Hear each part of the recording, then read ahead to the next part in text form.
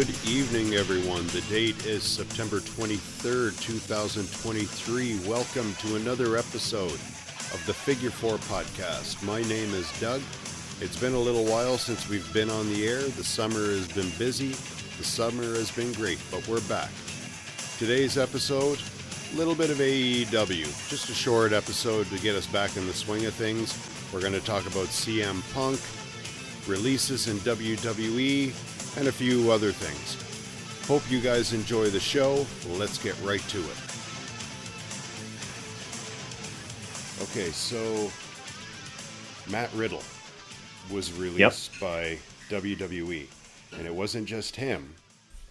There was a bunch of them. They released some executives. They released Dolph Ziggler, Mustafa Ali, Elias, but he hasn't been on TV in ages. Emma, who cares? Aliyah Topdala, I don't even know who she is, to be honest with you. Dana Brooke, finally, the bitch is gone. I don't know how she lasted this long. Mansoor, Mace, Quincy Elliott, but I heard he was a bit of a dick in NXT anyway. Shanky, who I actually kind of got a kick out of. Bryson Montana, Yulissa Leon, Dabakota, Kevin Venture Cortez, Alexis Gray, Daniel MacArthur, Ikemen Jiro, Brooklyn Barlow, Matt Riddle. Okay, so more than half of those guys, I don't know who they are anyway. It sounds like they were just kind of rotting away in NXT. Dolph Ziggler doesn't surprise me. He's been a jobber for years now. They dropped the ball on him years ago. Mustafa Ali just tried to, I found, to be something, whether he was a heel, whether he was a face. He tried too hard to be whatever he was trying to be. Elias, that's a guy that's got the fucking look. Elias has the body. He's got the look. He's amazing on the mic. He's AEW bound. They'll do something good with Elias. That's going to bite WWE square in the ass. Shelton Benjamin, he's too old. Rick Boogs, I never got that character anyway. He was playing the guitar for Shinsuke Nakamura. I never got him. Emma, I still remember her marching around with Santino Marella, for fuck's sake. And then they tried to give her a bit of a character turn. It's just another one tried too hard. Like, these Brooke, I just pray, I thank the gods that she's gone. All she did was come out with her fake lips and do that double bicep pose. She had no biceps, and go, just nod her head. That's all she would do. And nod her head. I don't know what you think. The biggest surprise for me is Matt Riddle, but they've also said, I was just kind of reading before we went on, that there was something went on at JFK Airport. There was, I don't know what it is. I never heard of an incident with him at JFK Airport. But aside from like the rehabilitation for the pot and whatever he was doing, the drugs, they said he burnt more chances than he had. I never heard of him being a cancer in the locker room, but and I don't know what happened. Okay. But I guess they just had their fill of him. He's another guy that they'll be able to do something with in AEW. About the airport thing, now I saw this on Instagram, and it was apparently a quote directly from his account. He was sexually assaulted by one of the guards. Apparently. Okay.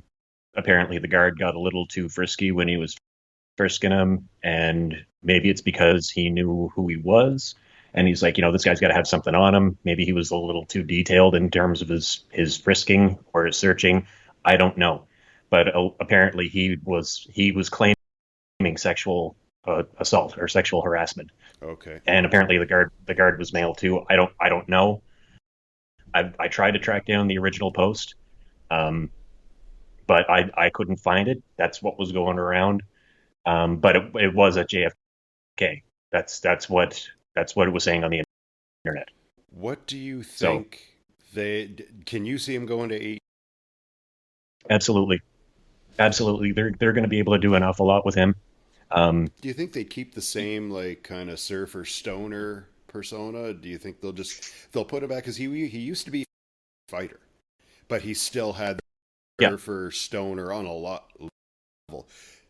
What do you think? You personally what do you think they'll do with him character wise? I think character wise, like where he had that coming in from MMA, I won't be surprised if because I mean if that's him, like if that's him, that's his image, that's who he is in real life. WWE can't trademark that.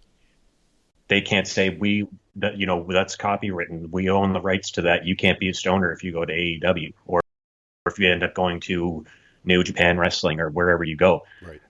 I wouldn't be surprised if they keep it. Um, I can tell you this much: Tony Khan is he's looking at some of these cuts. I would say I would say him, Elias are probably the two biggest ones that he's just licking his chops to get them on AEW roster. Um, but yeah, I can see Riddle keeping the stoner attitude and like that persona. If they end up changing it, it would shock me. Yeah, I agree. I think they might take a look at maybe even Dolph Ziggler. He Yep. I never really cared for his promos or any of that, but in ring, like he's in his 40s now. I think he's pushing mid 40s. That guy can still go. I can see them bringing him in like they did with Billy Gunn with the Acclaimed. Yep. Because Yep. he still has a lot to offer. He's still in great shape, and according to Sonny, he can go hours straight. So cardio is good if he Right. can fuck that moose for 7 hours. So with Dolph Ziggler, I'd love to see if they use him as a talent like full time. I'd love to see them do something. And this is where I'm surprised with WWE that Vince didn't kind of fight for it to use him behind the scenes or even as a trainer for the young Yep. guys because that guy could sell like a bitch. But I don't know. Maybe we'll do that in AEW. But maybe Vince now the Vince is only 49% owned WWE. Maybe they're just looking to save money and cutting who did. And I agree with most of the cuts. 3/4 of the cuts I agree with. Because wasting Yeah. away, they're just collecting a paycheck. They're no good. But as I said, that hung over doing a podcast, I'm calling them no good. But they can. I think AEW. It wouldn't shock me if Dolph Ziggler AEW TV, but we'll see. Now, does AEW have to make any cuts because they've taken on? For me, it's like I try to catch every show. And the last 2 weeks where I've been working nights, I don't get a chance to watch it live, which is I don't means to really watch it live. I usually have to watch it after it's already aired because everybody's not trying to use the same stream. Yeah, I'm not going to talk about the site that I get it from because it took me forever to get it and them to go down. But is W going to have to make any cuts if they decide to bring in some of this talent? And if so, who do you move on from? Because I mean, Moxley's not going anywhere, even though he most recently lost the was it the international title. He's not going anywhere. Like a lot of the main roster isn't going anywhere unless you take some of the older stallions like Sting and they're just going to go out to pasture and retire. cuts that AEW like they're I and the sad thing is I don't even know their name. I don't watch them enough. There's nothing about them that draws them to me. Like when I always record Dynamite and all that, so I kind of skip through and maybe I should give them. But right off the top, I can see them in front of me. There's like 10 guys in AEW that can go. They're more. They've got a little Yeah, bit of a story, but they're more enhancement talent than anything.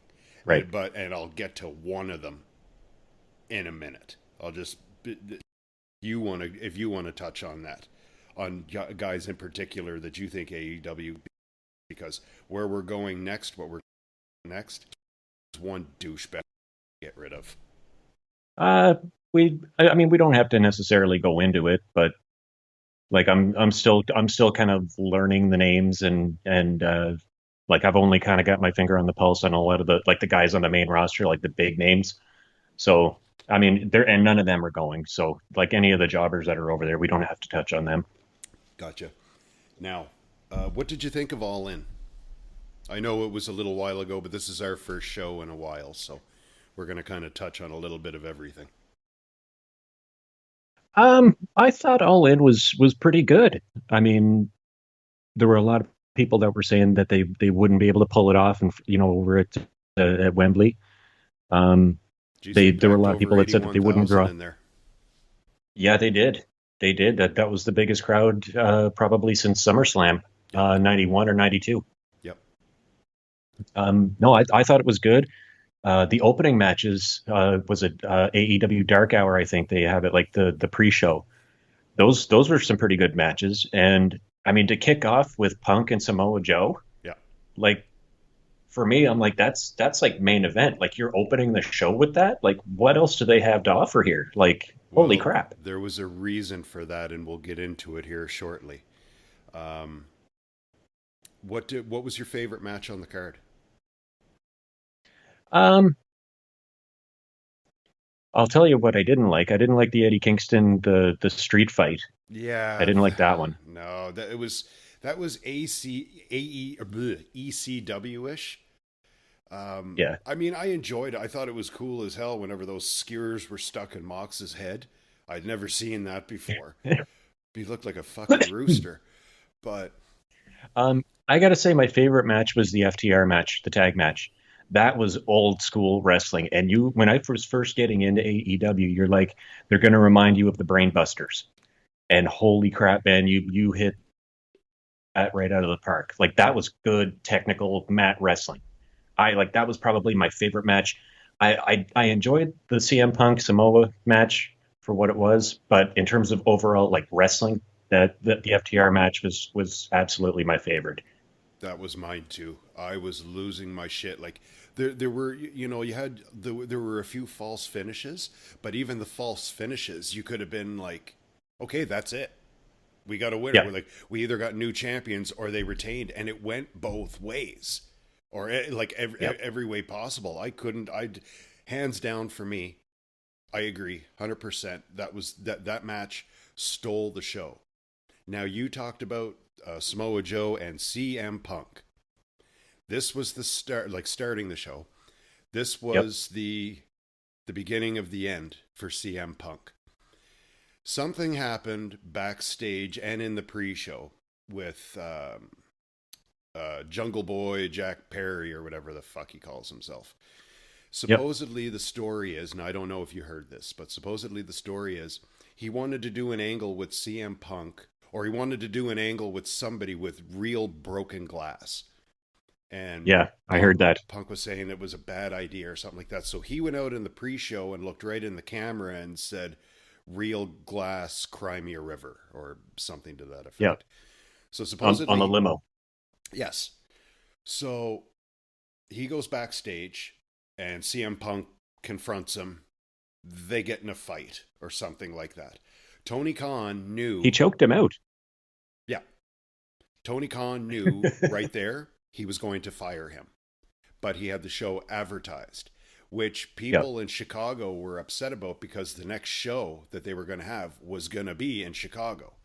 And he Hmm. came out after and said, "We've terminated CM Punk's contract, all this stuff." Now, if there was ever someone, we talked about wrestlers getting released. If there was ever a wrestler that needed to be released from a big time contract, it's Jack fucking Perry. This guy belongs on the indie circuit making $200 a night. What what people love or hate about this guy as a performer, I'll never fucking know. He's the most generic, vanilla, skinny little prick I've ever seen in my entire life. Now that doesn't make what CM Punk did right. CM Punk is proving that years ago Triple H was right saying he was a bit of a cancer. He had his first run in AEW, was let go. He came back for his second run, they let go.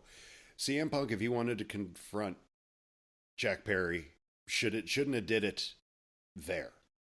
Wait till you get back to the States or do it in a parking lot somewhere.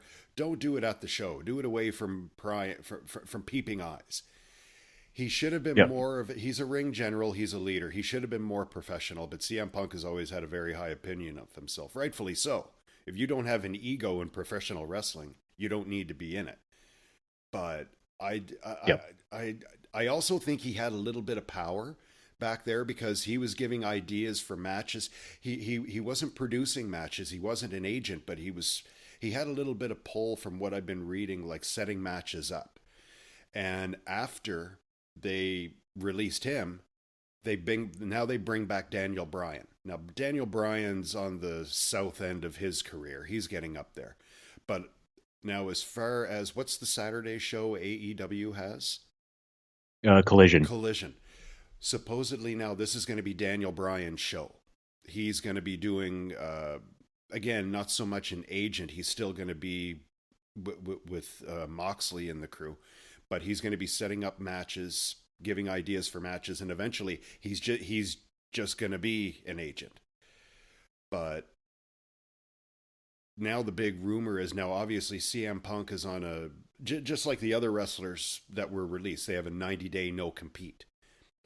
And it's ironic that in 90 days it's going to be Survivor Series for WWE in Chicago. Now CM Punk wanted to sign back with WWE. I don't know who was talking to who, but he was under contract with AEW. There's rumors now that maybe he did this because he's been acting out and wanting to go back to WWE. There's rumors now that he might have did this on purpose to purposely be fired. What's your take on that? I can see that angle. He was actually at a WWE show back in November, I think, of last year, like 2022, and him and like he was walking around talking to guys, and I don't know if he actually met up with Vince. I don't. He had some kind of interaction with Triple H. Ultimately, he was asked to leave by security. Really? But him and Triple H, whatever they discussed, it came out that it's water under the bridge. Whether he expressed that he wanted, like if certain things happen, can I come back? I don't know. I don't know exactly what was discussed, but all that came out was that the main topic that came out between the conversation between him and Triple H was that it was water under the bridge. So were fences mended? Maybe, and maybe Punk saw this. Maybe he tried to get out of his contract to come back, and Tony Khan was like, no, it's you're under contract. It's signed, sealed, and written. We're not releasing you. And maybe he just saw this as his time to say, you know what, I'm done with all the theatrics backstage. I'm done with whatever's going on between him and Jungle Boy, because that was carrying on from backstage out into the ring. I myself personally, I've never seen anything professional between them. And just hearing what's going on like behind the scenes, and then finding out from from other sources, look at the pay-per-view, he ended up just choking him out. I'm like, you can't have that going on backstage at not even at a major event. You can't have that going on, period. No. I started watching that documentary Wrestlers on Netflix that came out. Al Snow runs OVW now. Yes, I finished and that last weekend. What did you think of it? It was pretty good. It was it was almost like a soap opera. That blonde girl, whatever her name is, I can't think of it now. I just wanted to bitch slap her, but yeah, it was good. I thought it was pretty well done. It kind of like shows whether when you're owning and trying to promote professional wrestling, what kind of a grind it actually is if you're not like a big market like WWE or AEW or even Ring of Honor or somewhere like that. Yeah. Now, what happened? Now, it's funny that you mentioned. I think her name is Haley. Yes. Haley Jane. Yeah. She was caught smoking a joint during a show outside. Yeah. Al addresses everybody as a whole the next day. What you do on your time and what he considers your time is when you're not on this property or when you're not at a show. That's your time. You can do and act however you want. When you're here, if you're in the parking lot, you're in the building. That's my time. You don't conduct yourself that way. And I think that same thing applies to CM Punk. I think you're right. I don't think that this should have been addressed as it was a show.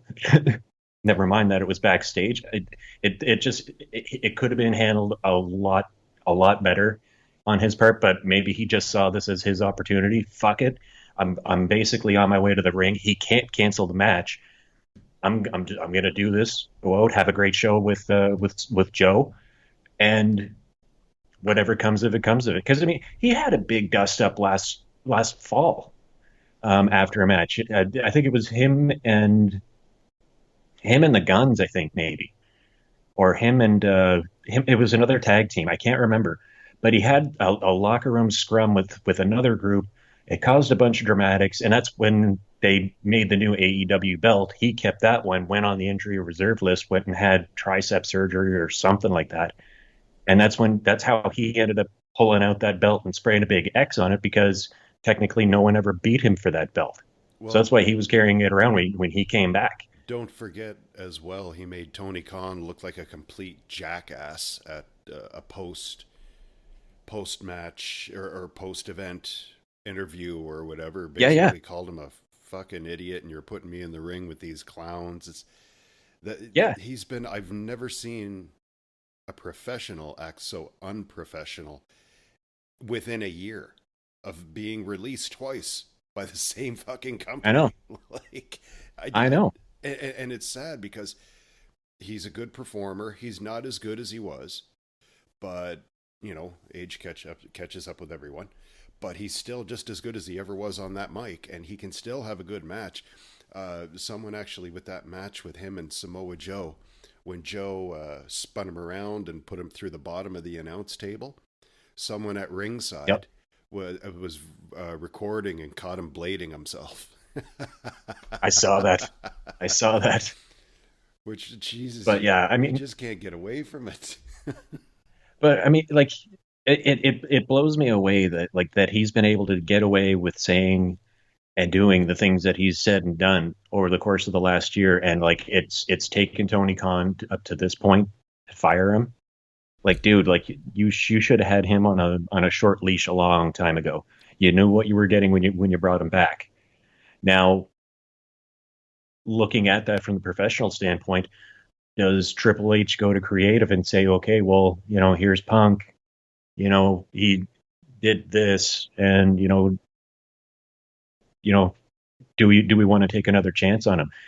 If I'm WWE, hey, listen, he's a great performer. Like you said, he's maybe lost a step or two in the ring. Getting older, age will do that.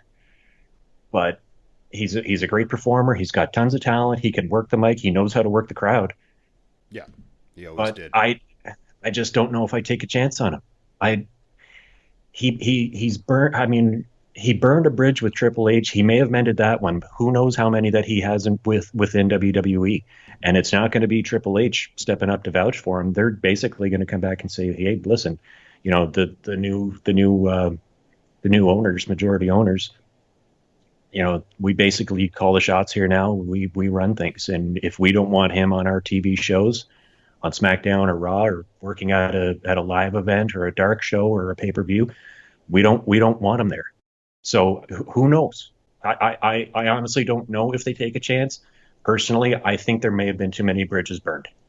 I think so too. He's even Jerry, Adrian's brother, who is always one of the biggest CM Punk fans there's ever been, has even said, you know what, he just needs to go away. He's a cancer. He's proved it now.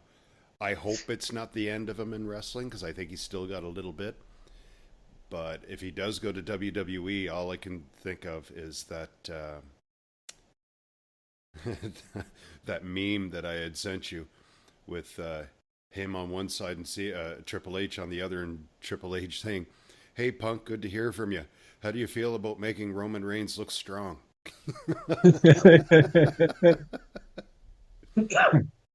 Oh my God. Yeah, I don't know. I think he's good. He's not going to disappear out of the scene. I don't think this is the end of CM Punk.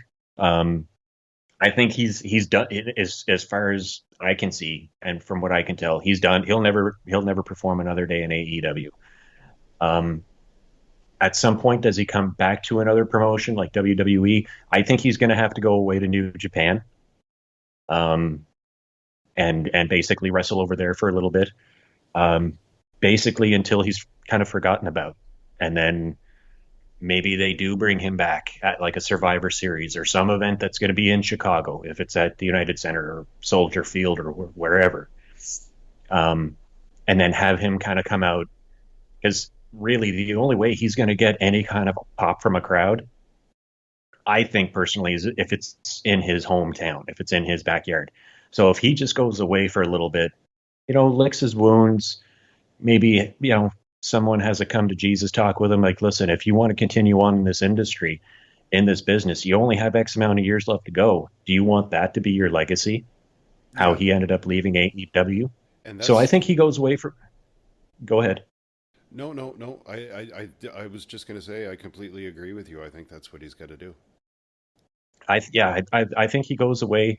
People kind of forget about it, forget what happened with AEW, forget about his quarrel within WWE, and maybe they do bring him back, maybe a year down the road or so, or a couple months down the road after everything's been blown over and there's no more CM Punk. But I, if he wants to save face and go out on top, as one of the better wrestlers and one of the better performers, I think that's what has to happen. I think that's this whole thing with Jack Perry in the back, because as I was watching that match, there were a lot. I'm watching Joe while they're like interacting when they're fighting, like when the match is going on, and there were a lot of middle fingers from Joe, and Joe was stiff with Punk. Yeah, He was pretty damn stiff, so I'm wondering if he was sending him a message like, "You unprofessional fucking prick. You don't do this kind of shit when I'm around." Because Joe laid into him a few times, and I watched it close. I was like, "When's that receipt coming? When's that receipt coming yep, for Joe?" And there was yep. never a receipt. CM Punk never fought back. I think he just kind of knew it was coming because Joe was a ring general too. He's Joe's been around wrestling a long, long, long time. And maybe that little bit, it wasn't like he kicked the crap out of him, but he was damn stiff with him at times.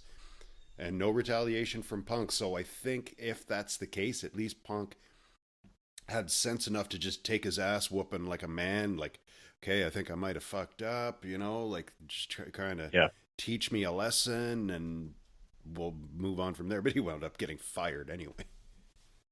Yeah.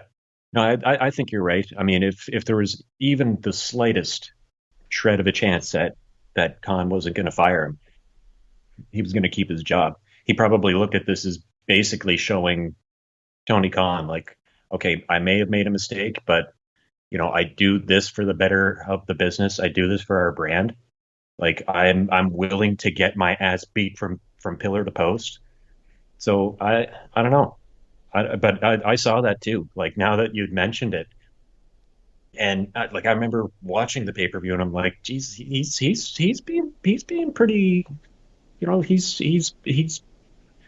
He's taking some shots at Punk, and Punk is like he's taking them. Like, there's Well, something going on there. And now that you mention it, I'm like, that could totally be what it was. yeah, like I said, I waited and waited. I'm like, okay, that was stiff. When is Punk gonna give it back to him? Like you're in front of it. Like I know it's the opening match, and you want to get the crowd off to a good start, and which it was. The match was good.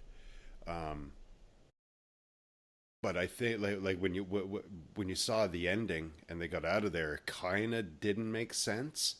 But I don't know. It was just weird. It was just kind of like, all right, get in there, have a good pace, get the crowd into it, get out of the ring. You're fired, dickhead. Like, Yep. but but like you said, we'll see where he goes. Hopefully, him and Triple H did patch things up. I would just love at this point. I'd love to see him come back to WWE and be there for a little while and just fuck up again. At this point, I Yeah. want to see him fuck up again and get fired again because he's a dick, and he's Yeah. proven that. Not. Don't get me wrong. Like I said, Jack Perry is a $200 a night fucking indie wrestler. I don't understand the thing with him. I never could. I never will. But that's just me. He should be working bingo halls and fall fares, man. Like he should not be where he's at on the pedestal that he's at. And like you said, I don't understand the love affair of that they have with him, but I mean, who knows? Maybe he's got nudes of somebody upstairs. Who knows? And that's it. Another episode in the books. Thank you guys so much for tuning in for another episode of the Figure Four Podcast. My name is Doug. Summertime is over. We're going to be back at you more often. Hope you guys tune in. We'll see you next time.